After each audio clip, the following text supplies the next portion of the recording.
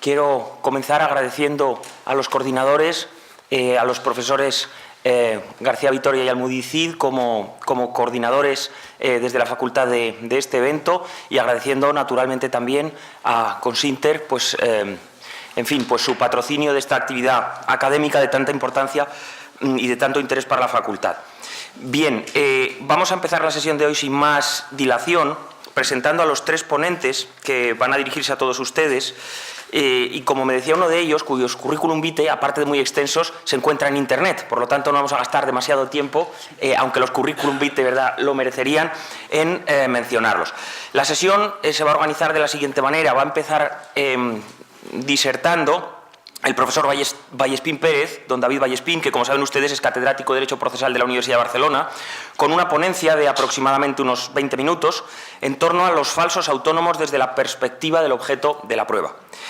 Continuará Jaime Suau Morey, abogado del Ilustre Colegio de Abogados de las Illes Balears, que nos disertará sobre las empresas transnacionales y los derechos humanos, específicamente abordando el tema de su protección internacional, procesal y penal.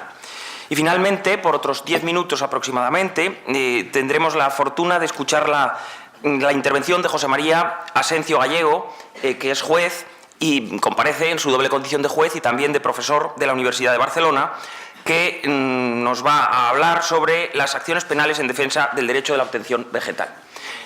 Agradezco por adelantado enormemente a los ponentes su comparecencia, su presencia en la facultad, en el Congreso y en esta mesa. Como es costumbre, les voy a rogar que se ajusten al tiempo y, de todas maneras, si no, muy amablemente la organización me ha preparado aquí unos carteles para que de forma stalinista me ocupe de que el tiempo sea como en la presidencia de la Cámara, ¿verdad? Muchas gracias también, por supuesto, a todos ustedes por su asistencia a esta sesión, y sin más trámites tiene la palabra el profesor Vallespín. Muchas gracias, vicedecano, por esa presentación breve, pero ciertamente sentida, porque ya hemos coincidido en más de una ocasión en diferentes actos académicos. Y me gustaría iniciar, porque es de recibo mi intervención en este quinto Simposio Internacional de Derecho Consinter, mostrando lo que no puede ser otra cosa que es mi agradecimiento y satisfacción por la organización de este acto, y también a la Universidad Complutense por recibirnos una vez más a esta universidad hermana como es la Universidad de Barcelona. Y dicho eso, para ajustarme también a la dinámica temporal del acto, entraré directamente en materia, sin perjuicio de que obviamente ese agradecimiento debo circunscribirlo a los doctores Almudí Cid y García Vitoria por la organización y coordinación científica, y tanto al señor Luis Augusto Oliveira y Francine Oliveira también por ser los presidentes y directores ejecutivos de este Consinter, que ya se ha consolidado como un acto de referencia en los últimos años. Como bien les han indicado, mi intervención se va a centrar básicamente en analizarles una figura controvertida, como es la figura de lo que se ha dado en denominar los falsos autónomos. Una figura que está en una de esas zonas grises, una de esas zonas opacas que corresponden al derecho del trabajo y de la seguridad social, y que obviamente, por lo que interesa a esta mesa, tiene también implicaciones de carácter procesal y muy específicamente relacionadas con el ámbito del objeto y la carga de la prueba. En relación a esta temática, que ciertamente es controvertida, inclusive a nivel jurisprudencial, me van a permitir que les realice una pequeña introducción para situar el tema. Ustedes saben, porque eso es conocido, que especialmente el siglo pasado, el siglo XX, cuando hablábamos de trabajo pensábamos exclusivamente o casi exclusivamente en un trabajo asalariado y un trabajo dependiente, lo que siempre hemos conocido como trabajo por cuenta ajena. Sin embargo, cuando hablábamos por el contrario de trabajo por cuenta propia, que es eso que conocemos como trabajo autónomo, nos encontrábamos con que solo se pensaba para actuaciones de escasa rentabilidad, de muy pequeño volumen, y se vinculaba con temas como la agricultura, también los trabajadores del mar, el pequeño comercio o la artesanía. Esa realidad, con el final del siglo XX y los años que se han desarrollado del siglo XXI, ha sufrido un vuelco ciertamente espectacular. Hoy la situación ha cambiado mucho y los países de más elevada renta, junto al trabajo dependiente asalariado por cuenta ajena, cada vez más tienen un mayor volumen de trabajo por cuenta propia o trabajo autónomo. Y ello obedece a diferentes motivos que se han ido complementando en el tiempo. En primer lugar, porque el legislador español, llevado también por las modas, pero también por una necesidad social, apostó en los últimos años de forma muy decidida por la cultura y la potenciación del emprendimiento. Eso que en Cataluña llamamos la emprendeduría, ese carácter del trabajo que uno se hace a sí mismo, que se construye a nivel incluso pseudo empresarial, aunque sea un trabajo autónomo. En segundo lugar, por el desarrollo de nuevas modalidades del mercado de trabajo, especialmente la economía colaborativa, la economía digital. Y en tercer lugar, por un motivo que no debemos obviar, que es la situación de crisis generalizada que hemos sufrido y seguimos todavía sufriendo los últimos coletazos de la misma, sin perjuicio de que se empiece a hablar, por desgracia, de la próxima crisis, que generó que para salir del paro, múltiples trabajadores que habían quedado sin trabajo fomentaran la figura del autoempleo, la figura de gestionarse un trabajo por sí mismos, lo cual también ha potenciado esa figura de los autónomos a los que antes les hacía referencia. Y hoy, cuando hablamos de trabajo autónomo, lo hacemos de una categoría tremendamente heterogénea. Ya no pensamos solo en los pequeños trabajadores del comercio, los pequeños trabajadores artesanos o agricultores, sino que junto a esos, que serían los autónomos clásicos, individualizamos también bajo la categoría del autónomo a profesionales liberales. Y a nadie extraña encontrar en esa categoría arquitectos, ingenieros, traductores, miembros que actúan diariamente en los medios de comunicación e inclusive los propios abogados, con la complicación que ello también implica desde la perspectiva de la colegiación obligatoria. También nos encontramos ante empresarios societarios, que se reconducen muchas veces, incluso con trabajos contratados por ellos mismos a otros empleados, a figuras sociales, como puede ser especialmente la sociedad de responsabilidad limitada. ¿Qué decir de la otra subcategoría, que es la del trabajador autónomo económicamente dependiente? Los que aquí en España denominamos trades, que tienen un único cliente que les aporta el 75% más de sus ingresos reales a lo largo de un determinado ejercicio presupuestario. Y por último, encontramos esa figura en la que yo les voy a poner el acento en mi intervención en el día de hoy, que no son autónomos, pero que algunos intentan camuflar como autónomos. Y por eso se habla de la falacia de ciertos autónomos, o de esa figura que da título a mi intervención, que es la de los falsos autónomos.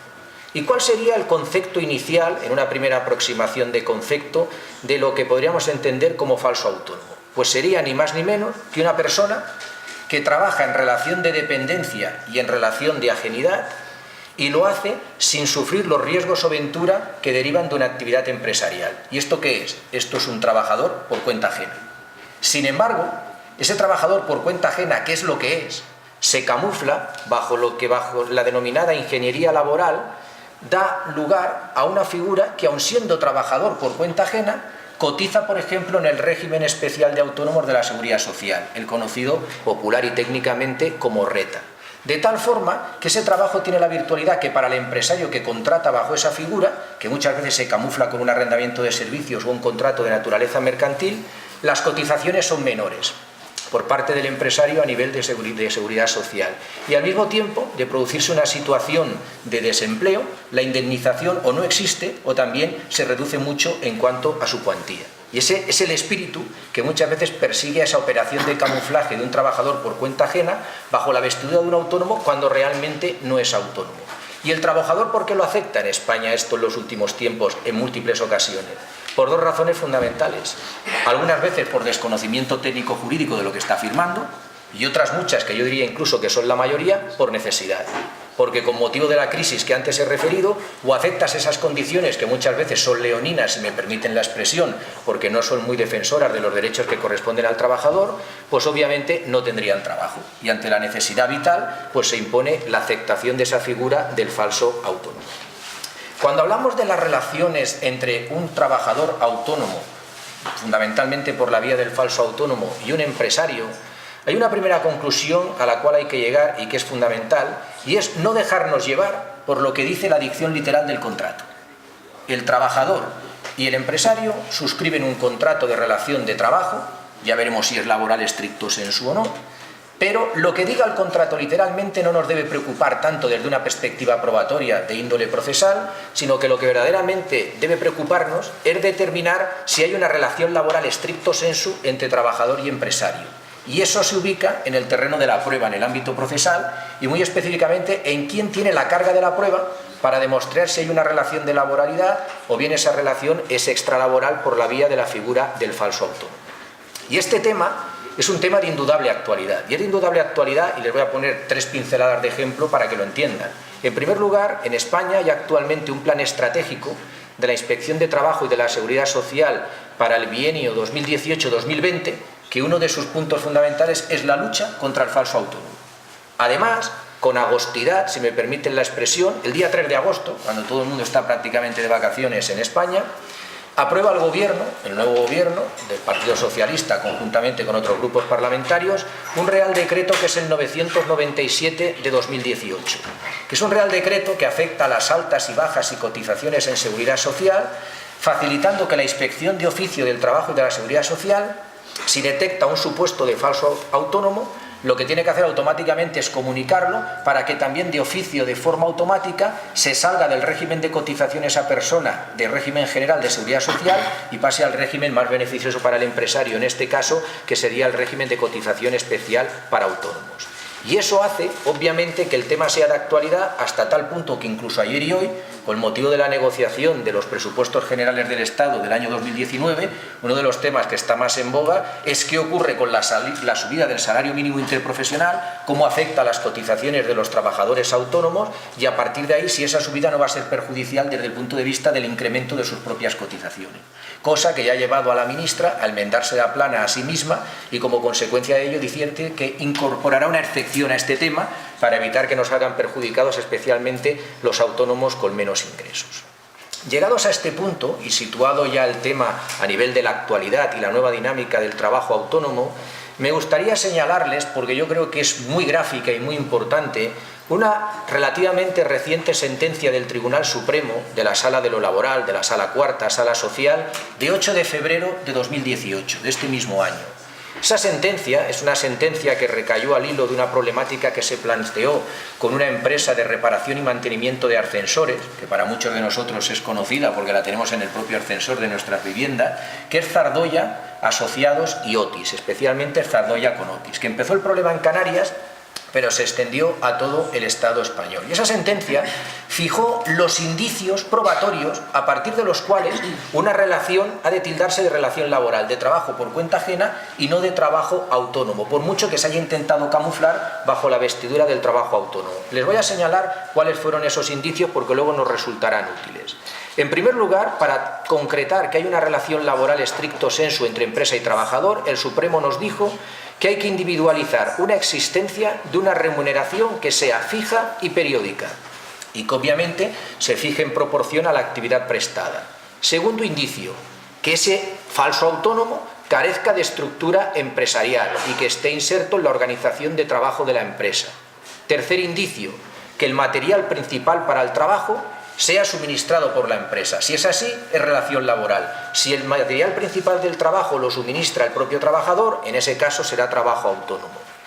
Los clientes, si hablamos de relación laboral stricto sensu, los aporta la empresa, no los aporta el trabajador.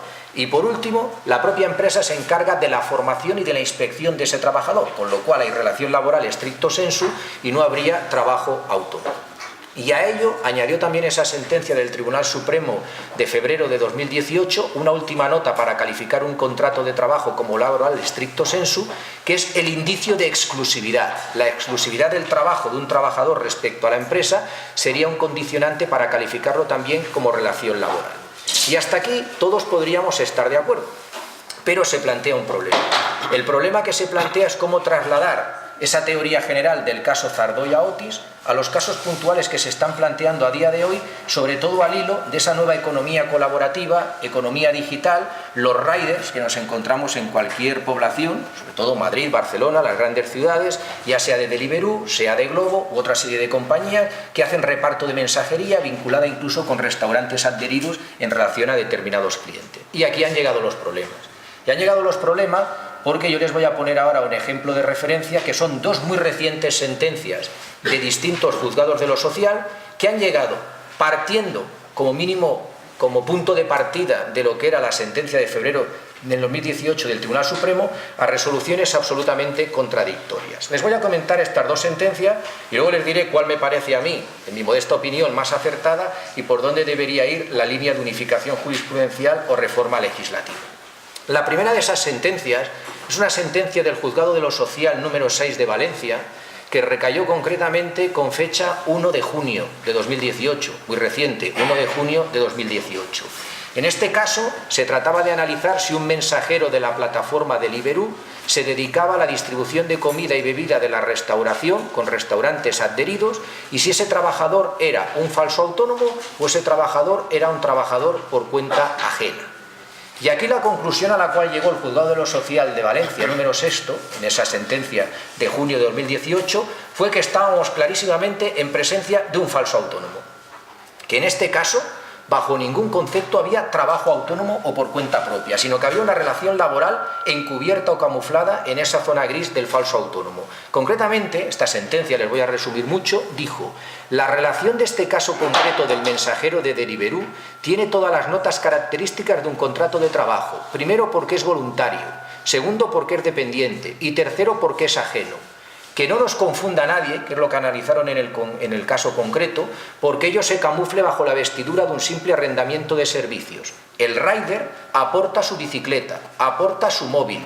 Es cierto que se da de alta en el régimen especial de autónomos, pero no es un trabajador autónomo, porque está geolocalizado, no puede rechazar ofertas porque no tiene autonomía para ello, tiene un horario que le viene prefijado por el empresario, tiene que partir de un punto de control, además tiene un precio que le fija la empresa y recibe siempre el mismo precio por todos y cada uno de los repartos que realiza como rider. Por tanto, concluyen, aquí no hay trabajo autónomo por mucho que cotice al régimen de trabajadores autónomos. Hay un falso autónomo y ello derivó en estimar improcedente además un despido que estaba en el fondo de la cuestión de esta sentencia.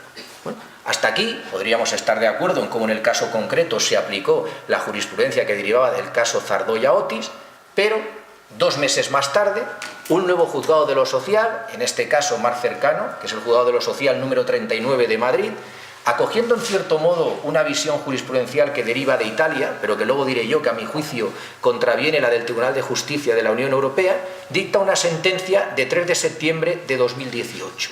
En un caso prácticamente idéntico, con pequeños matices, pero que el matiz fundamental es que en lugar de Deliveroo era Glovo, que eran compañías distintas, pero el rider realizaba la propia función. Y en este caso concreto se llega a la conclusión de que estamos en presencia de un genuino autónomo. El rider para Valencia, en el caso de Deliveroo, era un auténtico trabajador por cuenta ajena y el rider en Madrid, para el caso Glovo, era un trabajador perfectamente autónomo. Y utilizas en su contrario los argumentos de los cuales se partieron en la sentencia Zardoya-Otis. Y dice textualmente, también se lo voy a dar muy resumido: en este caso concreto no concurren las notas del contrato de trabajo. No hay jornada, no hay horario, el poder de dirección lo ejerce el propio trabajador. El trabajador puede desistir de encargos, no es sancionado, si bien es cierto que puede haber un cierto poder disciplinario respecto a él. Es cierto que tiene penalizaciones, tiene un GPS en su moto, este no iba en bicicleta, iba en moto, pero no es para controlarlo, dice la sentencia, sino para poder controlar el kilometraje que hace, con lo cual es un poco peculiar, dice, no es para controlarlo, pero para controlar el kilometraje que hace. Sus retribuciones mensuales pueden llegar a variar, puede ausentarse del servicio, y el empresario, y aquí viene lo curioso, dice, el empresario le impone tarifas, le impone el lugar de prestación del servicio, le impone la plataforma o la app con la que debe trabajar. Pero pese a todo ello, el juzgado número 39 de Madrid entiende, en contraposición al de Valencia, en un caso prácticamente idéntico, que en este caso el empleado asume el riesgo y ventura de las operaciones de cada reparto y que en consecuencia es trabajador autónomo a todos los efectos. Sentencias absolutamente contradictorias que han dado origen a un muy reciente debate doctrinal acerca de cuál puede estar más centrada en tener razón o parte de razón en orden a la interpretación que ha realizado en esos casos concretos. Y a mí van a permitir que yo estime, y es una opinión, obviamente en derecho todo es interpretable, que la sentencia del Juzgado de lo Social de Madrid puede ser sometida a notables críticas en relación a lo que yo entiendo que fue más acertado, que fue el caso que se resolvió en Valencia, que además va en la línea de acciones colectivas que están planteadas contra la misma empresa, tanto en Zaragoza como especialmente en Barcelona. Y les voy a decir por qué me permito realizar esa crítica constructiva respecto a la sentencia del Juzgado 39 de Madrid de lo social en el caso Glovo. Y es por diferentes motivos. El primero de esos motivos tiene que ver con el hecho de que la juzgadora, en el caso de Madrid, consagra la prevalencia de la autonomía de la voluntad y la prevalencia de la literalidad del contrato, que es todo lo contrario a lo que ha establecido el Tribunal Supremo, que parte de la prevalencia no de la literalidad del contrato, sino de los indicios que marcan la auténtica relación entre trabajador y empresario. De tal forma que lo que es una presunción de laboralidad que deriva del juego combinado de los artículos 1 y especialmente también 8º del Estatuto de los Trabajadores, mágicamente lo convierte en una presunción de extralaboralidad. siendo entonces no el empresario sino el trabajador, lo que no siempre es fácil desde la perspectiva de la carga de la prueba por aplicación, digamos, analógica en el ámbito laboral del 217 de la Ley de Enjuiciamiento Civil, que pueda demostrar esa relación de extralaboralidad con mayor facilidad que la que correspondería al empresario. Y ese es un error de partida conceptual que yo creo destacable. En segundo lugar, y ello me resultó sorprendente cuando analicé este tema también por un dictamen que se me solicitó por PIMEC, que es una de las asociaciones de trabajadores autónomos más importantes en Cataluña, el Juzgado de lo Social número 39 de Madrid dice que los medios esenciales de trabajo de los riders son la bicicleta, en el caso de Glovo la moto, y el móvil, pero no la plataforma informática, no la app, que es la que fija el reparto, la que fija las zonas, la que fija los horarios. Esa forma de interpretar, a mi modo de ver, es absolutamente contraria a la jurisprudencia del Tribunal de Justicia de la Unión Europea. Concretamente, en un caso, que es el caso Uber, que se resolvió por una sentencia en el mes de diciembre de 2017, porque ese caso Uber lo que dijo textualmente es que en estos casos de economía colaborativa, utilización de medios de transporte con plataformas, etcétera, nos encontramos ante unos medios de traducción, unos medios de trabajo que no deben venir nunca representados por el medio de transporte, que era un vehículo en el caso de Uber o Cabify, sino en este caso por la bicicleta, el móvil o la motocicleta en el caso de Glovo, sino que lo verdaderamente importante, dice el Tribunal de Justicia de la Unión Europea, es la plataforma digital, y fíjense lo que dice el caso Uber, esa jurisprudencia, es el verdadero protagonista, el verdadero jefe del negocio. La plataforma domina la relación con el trabajador, la plataforma domina la relación con las instrucciones, marca los horarios, termina repartiendo las zonas. De tal forma que difícilmente podríamos decir, como dice el Juzgado de Madrid, que en el caso de Glovo o de Deliveroo lo importante es la bicicleta, la moto o el móvil, sino que lo importante es la plataforma, que es la que acaba marcando la forma de relación del trabajador, que en ese caso, a mi modo de ver, no tenía nada de autónomo, sino que pasaba como en la situación de Valencia, era un trabajador claramente por cuenta ajena. Otra nota que nos permite criticar o cuando menos objetar la resolución del Juzgado 39 de Madrid. No toma en cuenta un dato objetivo que es básico para determinar que estamos ante un trabajo por cuenta ajena, y es que la política tarifaria, el rider no tiene ningún tipo de influencia. La política tarifaria la fija Glovo, la fija Deliveroo o la fija cualquiera de las otras empresas del sector que también están involucradas en este tema, que también afecta a empresas de productos cárnicos, a empresas de transporte, digamos, de personas dentro de las grandes ciudades, etcétera, con otros medios de comunicación. Además, la sentencia de Madrid se olvida de algunas cosas, quizá porque le interesó o quizá por omisión indebida. Por ejemplo, que Glovo entrega una tarjeta de crédito de su propiedad a todos y cada uno de sus riders para que realice una serie de pagos con los restaurantes adheridos, de tal forma que aquí el riesgo y ventura más bien sería para Glovo que no para el trabajador. Glovo tiene un servicio de atención al cliente, pero el servicio de atención al cliente de Glovo no es para controlar lo que hace la plataforma en sí, sino para controlar cómo el rider cumple con los encargos, de tal forma que la vigilancia está en manos de la empresa y no está en manos del trabajador. Y todo ello hace, a mi modo de ver, que sea más aceptable la jurisprudencia que, aunque sea en una primera escala del organigrama jurisdiccional, se fijó por el Juzgado de lo Social número 6 de Valencia, que insisto, va en la misma línea que la Inspección de Trabajo de Barcelona y de Zaragoza en dictámenes que ha elaborado al respecto, que no esa sentencia de Madrid, que es cierto que se inspira en una tendencia también apreciable en Italia, pero que a mi modo de ver, insisto, vulnera la jurisprudencia más reciente en el caso Uber en el Tribunal de Justicia de la Unión Europea. Y con esta realidad, ¿qué hacer para ir ajustándome al tiempo que se me había otorgado? Pues básicamente yo creo que habrá que hacer dos cosas. La primera es afrontar una reforma legislativa, a ser posible no como se afronta en España, con nocturnidad, agostidad, urgencia y provisionalidad, sino hacerla con sensatez, desde el punto de vista de una realidad económica y una realidad social. Y eso debería llevar a una renovación o nueva regulación de la dicción literal de los artículos especialmente 1 y 8 y otros del Estatuto de los Trabajadores, en la línea de especificar bien claramente cuáles son las notas de una relación de trabajo por cuenta ajena, que son las notas que, en su contrario, nos permitirán definir cuándo hay una relación de trabajo autónomo o trabajo por cuenta propia, introduciendo, si hace falta, algún matiz para los supuestos de la nueva economía. La economía colaborativa, la economía del mundo de las telecomunicaciones, la economía de las plataformas digitales. Y mientras eso no suceda, cuando menos esperar que nuestro Tribunal Supremo no se corrija a sí mismo, parta de los postulados que marcó en la sentencia 130 de 2018 en el caso Zardoya-Otis y ha ido repitiendo en alguna otra, se acomode del todo a la jurisprudencia del Tribunal Europeo, en este caso de Justicia de la Unión Europea, desde la perspectiva de que el medio de producción en estos casos es la plataforma y no el medio de transporte o el teléfono móvil, y de una vez por todas nos permita salir de esa zona de incertidumbre que hace que, por ejemplo, en unas comunidades autónomas estén muy contentas las asociaciones de trabajadores autónomos, en otras comunidades autónomas estén muy contentas con declaraciones en prensa los responsables o las responsables de las empresas, en este caso de las plataformas como es Glovo o Deliveroo.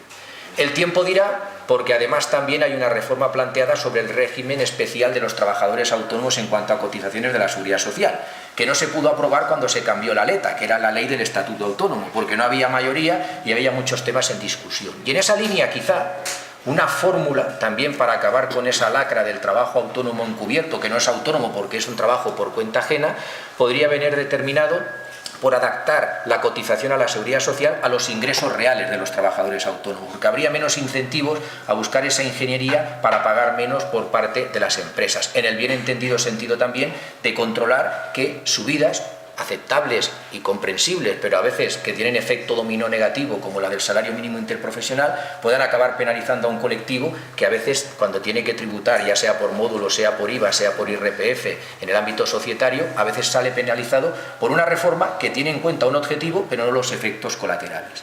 El tema está a debate sobre la mesa y yo lo he querido plantear en este tiempo que se me ha otorgado. Espero haber sido claro porque es un tema relativamente complejo en mi resumen y presentación, y nuevamente agradecer la atención que me han dispensado y en especial también al moderador de la mesa y a la Universidad Complutense por habernos acogido un año más de forma tan cálida. Muchas gracias.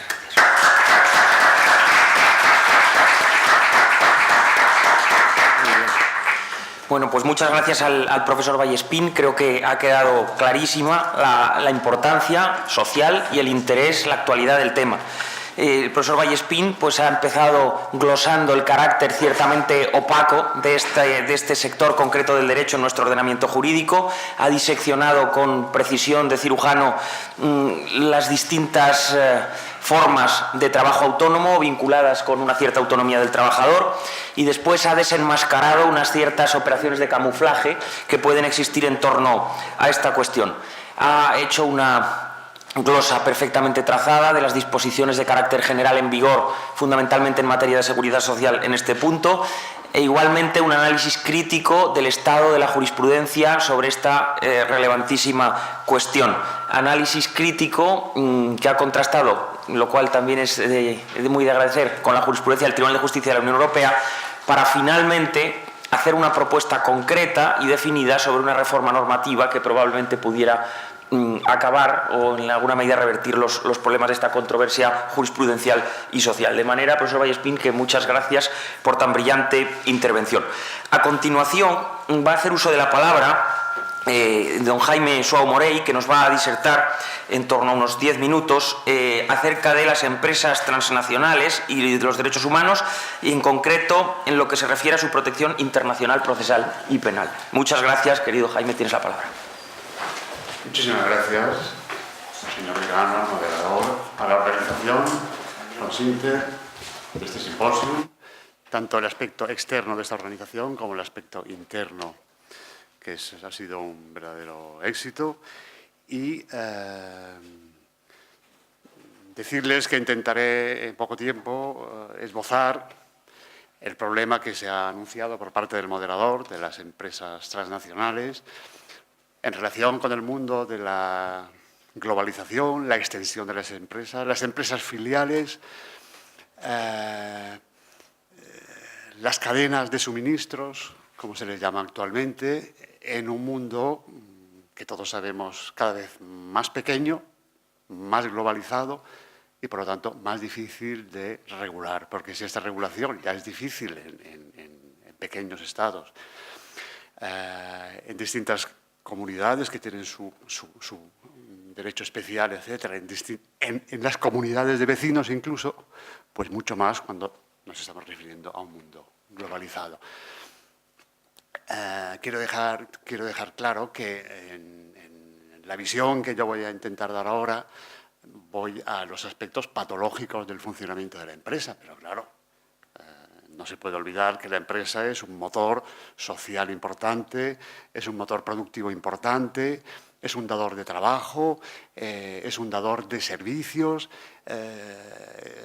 para los consumidores, etc. Los aspectos positivos del funcionamiento de la empresa, lógicamente, aquí no se van a tratar, pero sí es necesario evidenciarlos, sino estos aspectos patológicos que con la extensión y con la dispersión legislativa que puede haber, y sobre todo en el mundo internacional, la soberanía de los Estados, los tratados internacionales, tendente todo ello a proteger los derechos humanos o los derechos esenciales de aquellas personas que bien como asalariados o bien como trabajadores, cuya problemática en otra vertiente acaba de desarrollar magníficamente el profesor Vallespín, pero que a un nivel ya que puede quedar desenfocado, pues puede ser más difícil. Entonces, estos derechos, no solamente de los trabajadores, sino también derechos de los consumidores, etcétera, etcétera, y la distinta perspectiva de los distintos estados hace que en esta extensión transnacional pues quede de alguna manera más diluida en un mundo, digo, más pequeño. Por lo tanto, aquí recuerdo en cuanto a la regulación o al intento de regulación aquellas palabras que Don Quijote decía a Sancho Panza cuando le prometía ser gobernador de la ínsula Barataria. Le decía, amigo Sancho, cuando dictes pragmáticas, dicta pocas, claras y que se cumplan. Bueno, estamos en un mundo en que es muy difícil esto, pero que la dispersión legislativa puede llevarnos a decir qué derechos se debe interpretar, de qué manera, cómo se conjugan. Es decir, que las relaciones internacionales en todos los aspectos, en el mundo en que vivimos, están sometidas a esta especie de extensión y a la vez a minorización del mundo en que vivimos.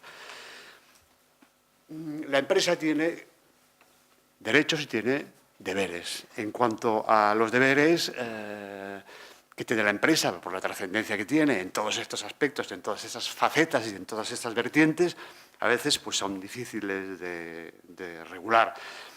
Entre el sistema más ideal para ello es lo que se llama la autorregulación, porque nadie mejor que la propia empresa sabe de qué forma tiene que regular su funcionamiento. Y en esto hace poco, pues, Paul Krugman, que fue Premio Nobel de Economía en el año 2008, manifiesta que el libre comercio tiene unos efectos muy positivos en la prosperidad de las naciones. Cierto. Y cierto también que el profesor Garrigues recientemente también se ha manifestado por la autorregulación como el sistema ideal. Pero la socapa de la constitución de sociedades y dentro de la empresa pues se pueden cometer actos que pueden poner en solfa derechos de partes ajenas. Por lo tanto, se ha ido, por ejemplo, en la regulación española a la penalización de las sociedades. Antes existía el principio de societas delinquere non potest, la sociedad no puede delinquir, pero ahora sí las sociedades pueden delinquir, pueden ser condenadas como tal sociedad a partir de la modificación del Código Penal de la Ley 1/2015 y en este sentido los aspectos penales pues, dan lugar a una regulación donde se contempla no solamente la responsabilidad de los socios, representantes, administradores que puedan tener un caso concreto, sino de la empresa en general, estableciendo unas penas determinadas y ad hoc para las empresas, como pueden ser las multas, las inhabilitaciones para la obtención de subvenciones y ayudas públicas, las inhabilitaciones para contratar con otras administraciones, para la obtención de beneficios y exenciones fiscales, todo esto junto a las penas ya más clásicas como la suspensión de actividades, clausura de establecimientos, etcétera. Bueno, aparte de esto también lo que se ha tenido muy en cuenta es la regulación de lo que se llama la fusión empresarial o la huida empresarial. Es decir, aquellas empresas también quedan penalizadas en virtud de la reforma del artículo 130, párrafo 2 del Código Penal, aquellas empresas que, por los motivos que sean, desaparecen o se disuelven, pero se crea otra empresa con los mismos trabajadores, con los mismos proveedores, con los mismos representantes, con los mismos clientes, etcétera, etcétera. Entonces se establece no solo una responsabilidad solidaria entre la empresa que vamos a llamar cedente y la cesionaria, sino también una responsabilidad penal en las personas que han podido, los cerebros, digamos, de estas operaciones. Bueno, y esto en cuanto a las medidas penales, pero yo creo que en la visión que quiero dar, lo digo de una forma muy resumida y lo iré haciendo así, están estos efectos o estas consecuencias penales, luego existen unas consecuencias internacionales, a las que me voy a referir ahora mismo, y luego unas consecuencias procesales. En estas tres vertientes, penal, internacional y procesal, son los focos sobre los que puede alumbrarse esta problemática. Entre las medidas procesales, pues ya las organizaciones sociales y algunos autores como Adoración Guamán, Gabriel Moreno han abogado hace poco tiempo, recientemente, se han publicado monografías sobre la necesidad de un acuerdo negociado para preservar con normas fundamentales los derechos humanos, es decir, un tratado que tenga efecto internacional. A la vez que, como sería lógico, la creación de una corte que pudiese ser interpretativa de los derechos y de los principios que se defenderían en estos tratados. Es necesario para ello tener en cuenta, cuando nos referimos a ello, qué es lo que se protege, pues esencialmente derechos humanos y derechos fundamentales. Si es necesario, pues de una forma muy resumida, muy sintética, decir lo que ha dicho nuestro Tribunal Constitucional sobre derechos fundamentales y derechos humanos, porque a veces confluyen, a veces son los mismos, pero a veces hay que tener en cuenta un concepto distinto. Se ha referido en sentencia el Tribunal Constitucional de 11 de abril de 1985, diciendo que los derechos fundamentales frente a los derechos humanos se encuentran en normas fundamentales y fundamentadoras del ordenamiento por su carácter básico del sistema jurídico-político. Es decir, que configuran de alguna manera el sistema jurídico-político, que son la base de la organización, no solo jurídica, sino social, económica y de convivencia de un Estado. Pero se encuentran positivizados, se encuentran inscritos normalmente en las constituciones, pues en las partes preliminares y en las partes más esenciales. En cambio, los derechos humanos, el derecho humano se encuentra implícito en el deber ser, en la pretensión moral fuerte que se deduce de la humanidad de los derechos, impregnados de los principios de igualdad, libertad y, sobre todo, dignidad. Y dentro de la dignidad, de la parte de las relaciones a las que nos estamos refiriendo, de las empresas transnacionales, cabe destacar la Declaración de Derechos Económicos, Sociales y Culturales, Naciones Unidas, que se caracterizan estos derechos sociales y culturales por estar relacionados con el modelo productivo y las tensiones que el mismo genera, pretendiendo asegurar unas condiciones de vida digna: trabajo, seguridad social, libertad sindical, huelga, etcétera, regulación de la invalidez, de la jornada laboral, etcétera. Bueno, dicho todo esto, el sistema de los tratados, establecer un tratado me parece una idea muy importante, genial, como se dice actualmente, pero que tiene que ser también puesto en relación con los problemas que existen de confluencia, de regulación de distintos tratados, lo que decíamos al principio, de personas que están dentro del sistema de la Unión Europea, fuera de la Unión Europea, del Convenio Europeo de Derechos Humanos, que también del Tratado Fundamental de la Unión Europea, es decir, parte del Consejo de Europa, otros vienen de Naciones Unidas, etcétera. Eso puede dar lugar a una serie de aspectos que puedan confluir y que se han de tener en cuenta a la hora de elaboración de estos tratados.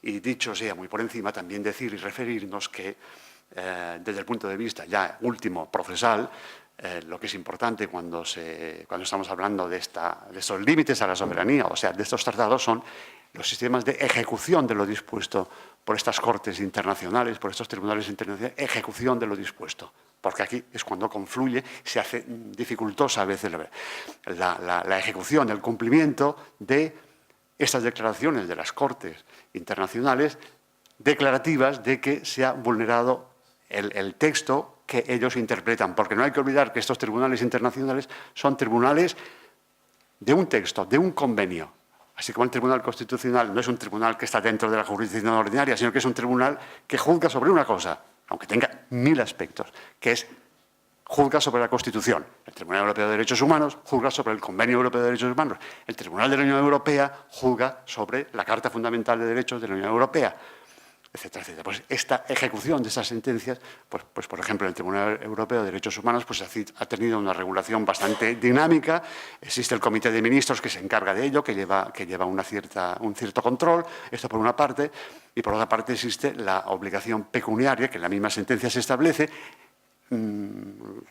para económicamente resarcir a aquellas víctimas de los derechos fundamentales. Porque no olvidemos que puede ir una persona física, puede ir ante estos tribunales. Cosa parecida ocurre también en la Corte Interamericana de Derechos Humanos, que en algunos países pues adoptan sus decisiones como parte de su ordenamiento jurídico. Bueno, pues estos 3 aspectos son los que yo he intentado exponer, pero, y para finalizar ya, decir que también las soluciones legales pues a veces llegan tarde.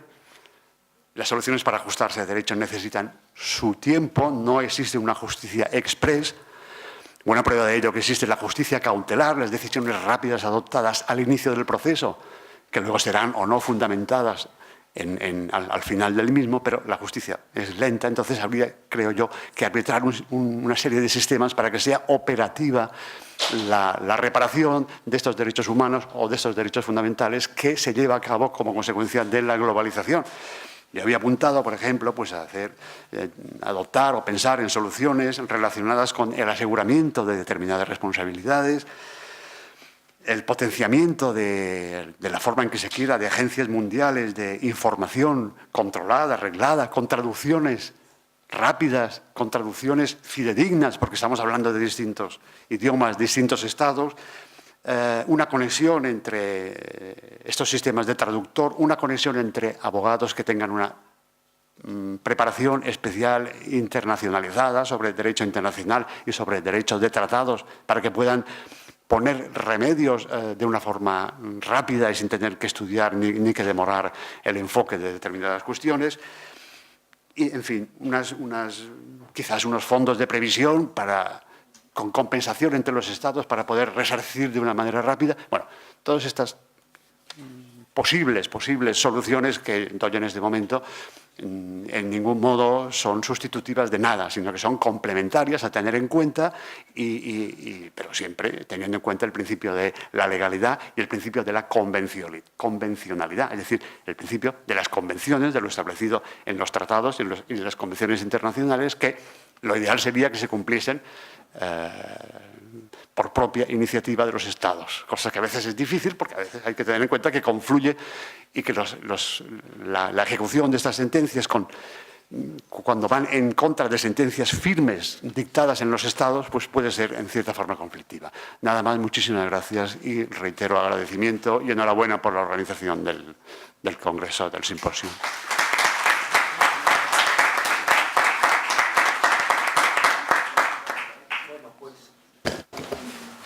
Muchas gracias nuevamente a Jaime Suau por su sentida y clara exposición en torno a estos perfiles. Jaime Suau ha empezado su intervención destacando las obvias dificultades de fijar un marco regulatorio en un mundo globalizado y cambiante para estas cuestiones. Ha subrayado el problema que supone la inmensa dispersión normativa, que en el fondo es una dispersión de soberanías. Ha subrayado también, para enmarcar el tema, por una parte dificultad y por otra necesidad de conciliar los distintos intereses que conviven en esta cuestión, los de las empresas, los de los trabajadores, los de los consumidores, etcétera, etcétera. Y después se ha referido individualizadamente a los 3 aspectos que nos anunciaba. En primer lugar, a los aspectos penales, donde ha subrayado, digamos, la existencia cada vez más frecuente de lo que podemos llamar una sucesión irregular de empresa, que tiene trascendencias penales, evidentemente. En la esfera internacional, respecto de la necesidad de que existan normas convencionales internacionales y incluso en algún caso cortes que apliquen estas normas, estas convenciones, estos tratados. Finalmente, desde la perspectiva procesal, nos ha ilustrado acerca de los sistemas de de la necesidad de perfeccionar los sistemas de ejecución, subrayando que a veces problemas muy globales pueden tener soluciones muy locales que están en manos del juez nacional, en la esfera nacional. Y finalmente ha hecho una interesante reflexión acerca de la necesidad de construir sistemas de reparación, sistemas de resarcimiento idóneo a cuando se haya producido, ¿verdad?, un daño en estas cuestiones. Por tanto, muchas gracias, Jaime, por tu magnífica intervención.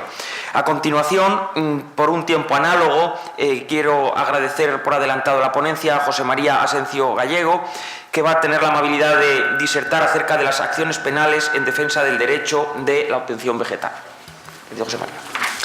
Bien, bueno, muchas gracias a los profesores Almudicid y García Vitoria, e igualmente a la organización del Consinter encabezada por Luis Augusto Oliveira y Francine Oliveira, que están por ahí. Muy obrigado. Y aquí agoto mis conocimientos de portugués. Bien, acciones penales en defensa del derecho de la obtención vegetal. ¿Qué es la obtención vegetal? Hablando en términos generales. Bien, puede parecer que este no es un tema muy importante y que mucha gente dice, bueno, es aquello de las plantas, ¿no? Bueno, aquello de las plantas tiene mucha más importancia de la que pueda parecer. Actualmente es una industria que mueve millones de euros, y no solo en Europa, sino también en América. En concreto, España es un país pionero en materia de títulos de obtención vegetal. Y para nuestros colegas de Brasil, Brasil es el segundo país de todo el continente americano que ha registrado más títulos de obtención vegetal. En concreto, según las estadísticas, a finales del año 2017, el pasado año, había un total de 1.274 títulos de obtención vegetal registrados en el Estado brasileño. Se regulaban en la Ley 9.456 del año 97. Bien, cuando hablamos de obtenciones vegetales, estamos hablando de innovaciones en el ámbito de la investigación de nuevas especies o productos agroalimentarios. Es decir, estamos hablando de toda nuestra alimentación actual basada en vegetales. Todo lo que comemos que proviene de la tierra actualmente son títulos de obtención vegetal. Son, digamos, productos, especies que han sido objeto de la investigación y que, por consiguiente, se han registrado en el registro correspondiente de obtenciones vegetales. Es un título específico, el derecho de la propiedad industrial, el llamado título de obtención vegetal. Cuando hablamos de la propiedad industrial parece que únicamente existan las patentes, las marcas, los diseños industriales. Sí, pero esto es de una importancia análoga y cada vez mucho más habida cuenta la investigación tecnológica en esta materia. Según el artículo 1 del Convenio Internacional para la Protección de Obtenciones Vegetales, el obtentor es la persona que haya creado o descubierto y puesto a punto, es decir, desarrollado una variedad vegetal nueva o sus causavientes. ¿Pero qué es una variedad vegetal? ¿Qué es una variedad? Bien, dentro de las especies vegetales podemos encontrar, por supuesto, una especie, que es un grupo de plantas aislado desde el punto de vista reproductivo. Por ejemplo, el trigo no puede reproducirse con un manzano por medios naturales y, a su vez, la variedad es un conjunto de plantas dentro de una misma especie. Por ejemplo, las uvas o manzanas de diferente color, cada una con un aroma diferente, con un uso diferente, son distintas variedades vegetales. Situémonos en este marco. ¿Qué tiene que ocurrir para que una variedad vegetal pueda ser registrada como tal título de obtención vegetal y, por tanto, como tal título de derecho a la propiedad industrial? Bien, pues que se cumplan una serie de requisitos que se prevén tanto en el convenio internacional como en las legislaciones nacionales. En concreto, el convenio que antes he hecho referencia, el Internacional para la Protección de las Obtenciones Vegetales, exige una serie de requisitos que se conocen en español como el examen DHE. ¿Qué es esto? ¿Qué es el DHE? Bien, pues que la variedad vegetal sea nueva, es decir, que a la fecha de presentación de esta variedad no se haya registrado ninguna otra o se haya utilizado con fines comerciales ninguna otra variedad vegetal de estas condiciones, que sea distinta, esto es, que se distinga claramente de otras variedades vegetales al tiempo de presentación de la solicitud, que sea homogénea, es decir, que sea suficientemente uniforme, que sea estable, si durante el curso de generaciones y durante el curso de la planta esta variedad, esta especie no se modifica, es decir, que si son 5 plantas blancas, que al cabo de la segunda generación no salgan 3 plantas rojas y 2 verdes. En este caso no sería estable, por consiguiente no podría registrarse. Y por último, que tenga una denominación, es decir, que valga para distinguirse de otras variedades que se encuentran registradas. Bien, ¿por qué he hecho esto en un término breve? Bien, porque es difícil hablar de la protección penal de las variedades vegetales si brevemente no hago referencia a lo que son las variedades vegetales, teniendo en cuenta el escaso conocimiento de esta materia que se tiene con carácter general.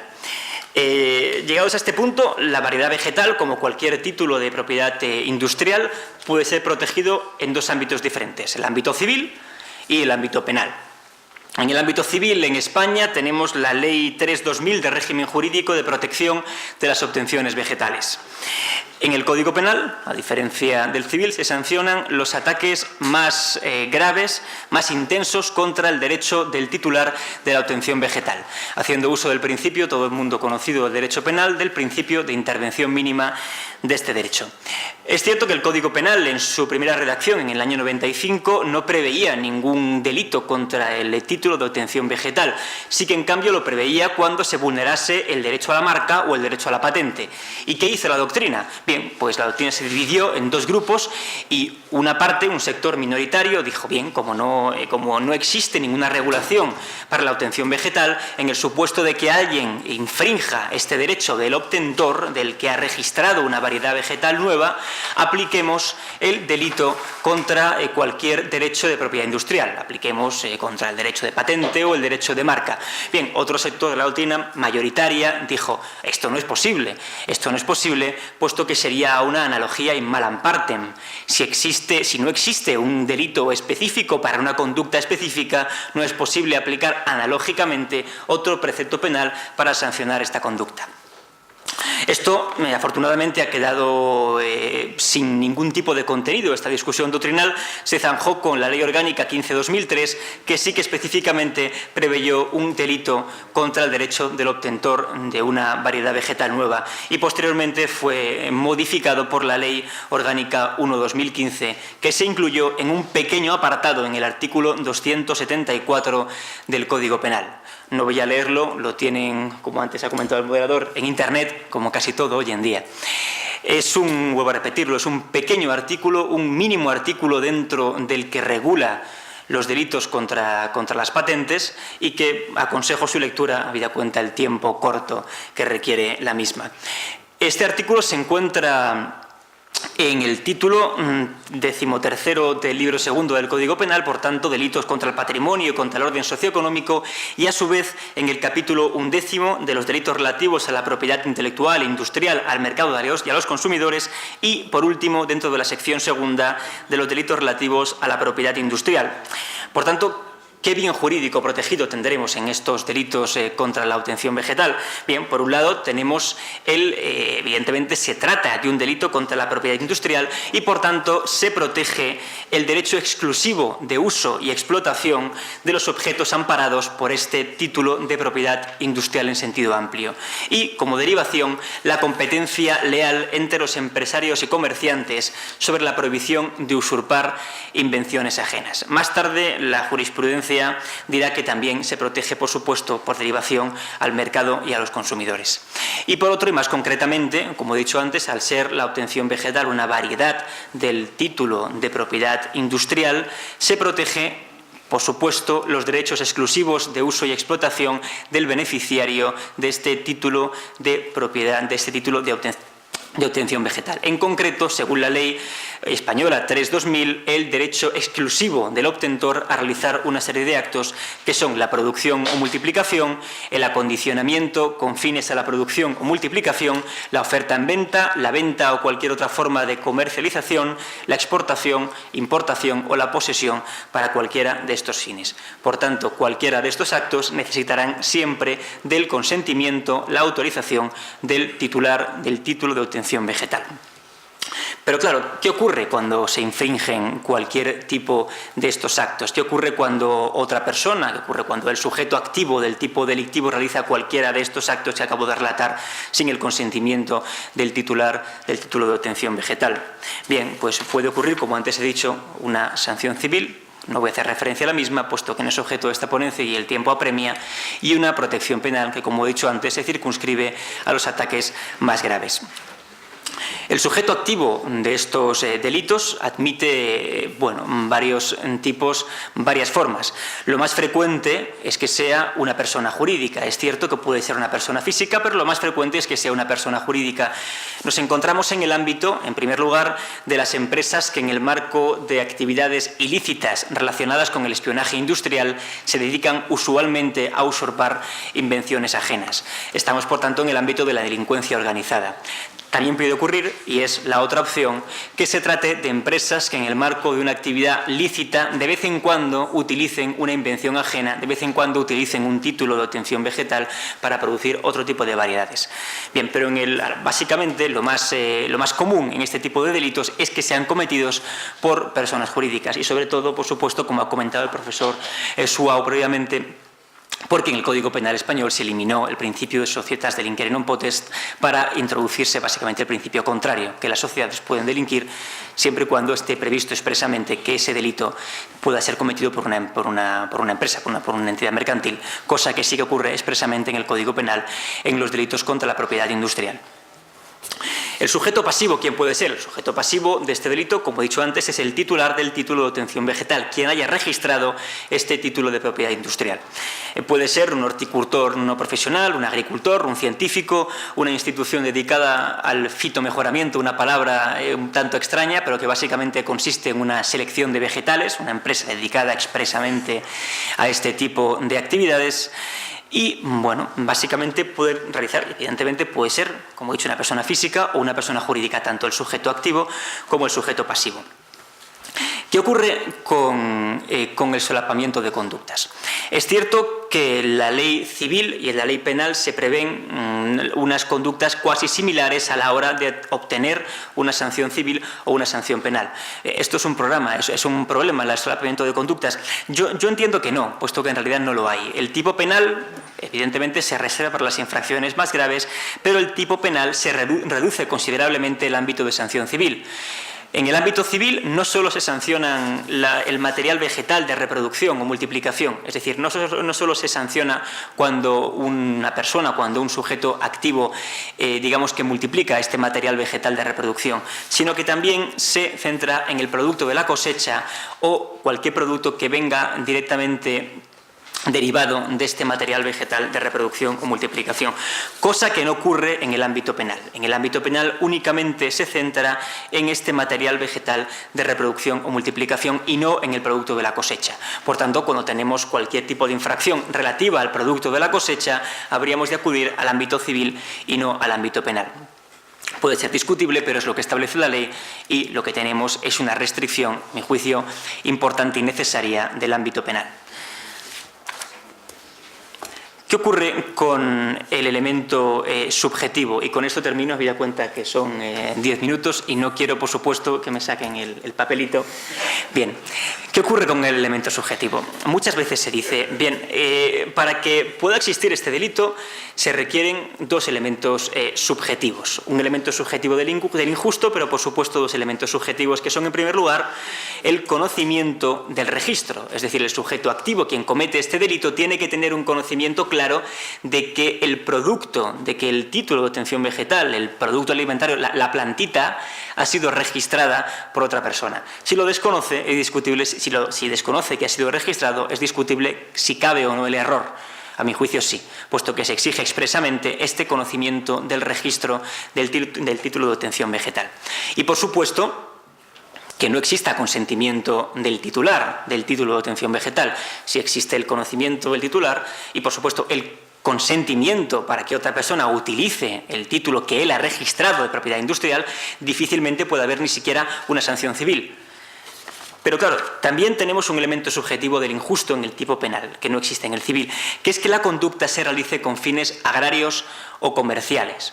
Si no se realiza con cualquiera de estos fines, no es delito. Por tanto, a mi juicio, estaríamos ante un elemento subjetivo del injusto. Y es que esta postura se ratifica aún más por el artículo 15 de la Ley 3/2000, que en España regula las obtenciones vegetales. ¿Y por qué? Porque excluye de la protección civil, incluso, y también penal, por supuesto, los actos realizados en un marco privado con fines no comerciales.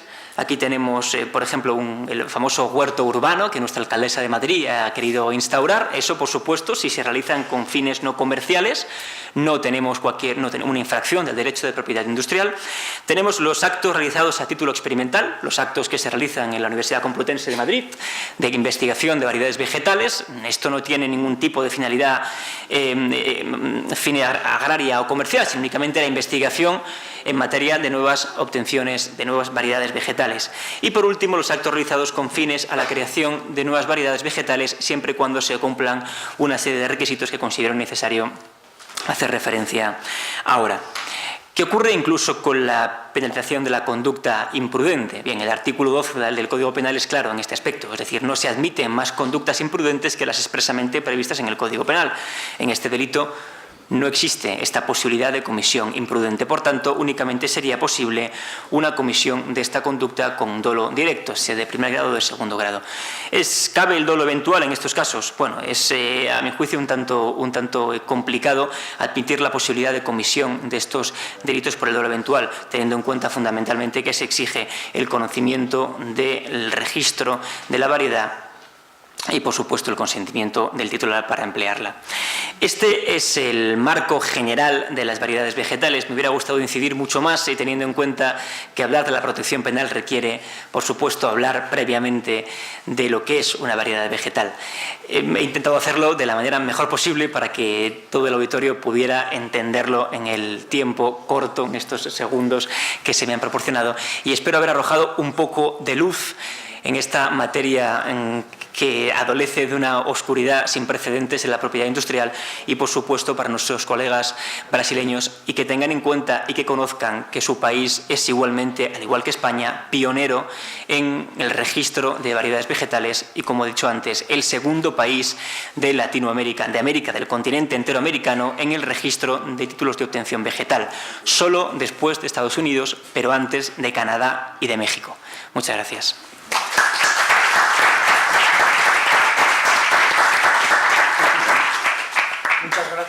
Muchas gracias a José María Asencio por su muy pedagógica ponencia, en la que ha comenzado definiendo, para los que no somos especialistas en la materia, la existencia de las obtenciones vegetales, de los títulos de obtención vegetal, de los que ha subrayado de manera muy oportuna que constituyen una causa más de hermanamiento entre Brasil y España, ¿verdad?, por su importancia sectorial industrial en ambos países. Ha introducido y enmarcado perfectamente las obtenciones vegetales en el marco de la legislación ordinaria de propiedad industrial como aterrizaje en la materia, y después ha desagregado la existencia de las convenciones internacionales más importantes que regulan esta materia y de toda la legislación nacional, partiendo de la civil, siguiendo con las disposiciones administrativas, para finalmente, siguiendo los principios de intervención del ordenamiento jurídico, ¿verdad?, hacer un exhaustivo análisis penal de la materia. Análisis que ha partido de una interesante discusión doctrinal que parte de la no contemplación de esta cuestión en el Código Penal en su primera redacción de 1995 y que después se vio pues definida de manera embrionaria en 2003 para alcanzar su vigente redacción en 2015. Ha hecho un análisis primero criminológico y después jurídico muy claro de la frecuencia, a los bienes jurídicos de ataques de relevancia o trascendencia penal a este tipo de bienes jurídicos que protegen estas disposiciones penales, y finalmente ha analizado con todo rigor el tipo penal en vigor, pues su tipicidad, su culpabilidad, las formas de comisión de este delito, etc. Por lo tanto, José María, muchas gracias nuevamente por tu amable e, insisto, muy pedagógica intervención, que nos ha introducido en un tema del que prácticamente ninguno éramos conocedores en una sustancia tan profunda como la que has abordado. Antes de levantar esta sesión, quiero dar la palabra al profesor Vallespín para una serie de cuestiones que tiene que dirigir al auditorio. Muchas gracias, señor vicedecano. No tocaría hoy, tocaría mañana cronológicamente hablando, pero el hecho de que mañana tenga un nuevo acto académico, en este caso en las... Es que es para esto. Perdón.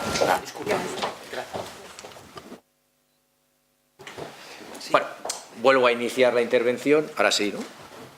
Era simplemente para comentar que cronológicamente debería hacerse en el día de mañana, pero por el hecho de tener yo comprometido otro acto académico, lamentablemente no podré hacerlo yo en persona, y los organizadores de este quinto Consinter me han pedido que las buenas noticias, pues cuanto antes mejor, ¿no? Y en esta línea, pues me congratulo muy brevemente, porque hay otra mesa a posteriori, de anunciar que el próximo año, en el mes de octubre, en fecha que ya se concretará, volveremos a reunirnos para celebrar ya ese sexto Consinter bajo el título de la Dimensión Internacional del Derecho en la Facultad de Derecho de la Universidad de Barcelona, y aprovecho obviamente para invitarles a todas y a todos ustedes para que nos acompañen para mantener y recoger el testigo y el nivel que este año y en años precedentes también, tanto la propia Universidad de Barcelona como en este caso la Universidad Complutense, han mantenido junto a los organizadores, director y presidente también ejecutivos de este congreso, Luis Augusto Oliveira y Francine.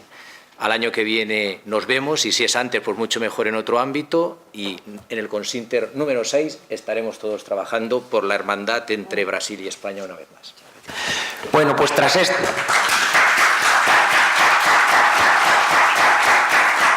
Ahora sí que, tras este importantísimo anuncio que ha hecho el profesor Vallespín, que consolidará, en primer lugar, el Congreso Consinter en su sexta edición, la fraternidad entre Brasil y España, entre Barcelona y Madrid y entre todos nosotros, damos por levantada esta mesa, no sin antes agradecerles a todos su presencia y su asistencia a este Congreso. Muchas gracias.